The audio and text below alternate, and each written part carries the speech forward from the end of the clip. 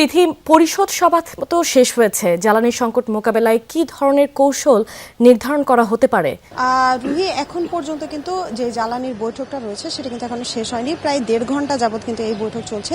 বৈঠক শেষের পরে আসলে কি ফলাফল আসে সেটাই কিছুক্ষণ মধ্যে জানানো হবে। কিন্তু আমি একটু বলে রাখি যে বৈঠকে কিন্তু যেই বিষয়গুলো উঠে এসেছে, যে বৈশ্বিক বাজারে যেহেতু তেলের যে দাম বৃদ্ধি রয়েছে, বৈশ্বিক বাজারে যে যুদ্ধের কারণে তেলের দাম বৃদ্ধি হয়েছে, সেই সব কারণ কিন্তু এখানে উঠে এসেছে। এছাড়া কিন্তু যেই তেলের যেই বাজারে যেই তেলের পাম্প রয়েছে, সেই পাম্প থেকে কিন্তু যে গ্রাহকরা রয়েছে তারা কিন্তু তেল পাচ্ছে না বা পর্যাপ্ত পরিমাণে, সেটিরও কিন্তু অভিযোগ রয়েছে। এছাড়া যদি বলি যে সরকারের পক্ষ থেকে কিন্তু জ্বালানি তেলের সংকট নেই বললেও কিন্তু বরাবরের মতো কিন্তু এবারও ভিন্ন চিত্র দেখা যাচ্ছে না। সেটা কিন্তু যেই ভিন্ন চিত্র দেখা যাচ্ছে রাজধানীতে কিন্তু তেলের সংকট, সেটা আমরা বরাবরই দেখতে পাচ্ছি। এছাড়া কিন্তু গত কিছুদিন আগে কিন্তু এই যে জ্বালানি তেলের যেই কৃত্রিম সংকট বলছে সরকারের পক্ষ থেকে, এই সংকট কিন্তু সামাল দিতে কিন্তু সরকার ইতিমধ্যে কিন্তু তাৎক্ষণিক কিছু পদক্ষেপ নিয়েছে। সেই পদক্ষেপগুলোর মধ্যে কিন্তু প্রধানমন্ত্রী স্পট মার্কেট থেকে 4 কার্গো এলএনজি কেনার নির্দেশনা দিয়েছেন। এছাড়াও কিন্তু বেসরকারি খাতে যে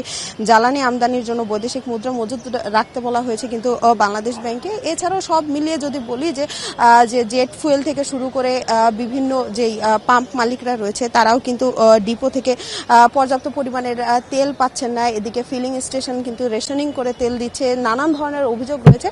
সব মিলিয়ে যদি বলি যে জেট ফুয়েলের দামও কিন্তু 80% কালকে বৃদ্ধি করা হয়েছে। তো এই সব মিলিয়ে এখন পর্যন্ত কিন্তু প্রধানমন্ত্রীর নেতৃত্বে যে বৈঠকটি হচ্ছে, সেই বৈঠকের কিন্তু এখনো সিদ্ধান্ত আসেনি।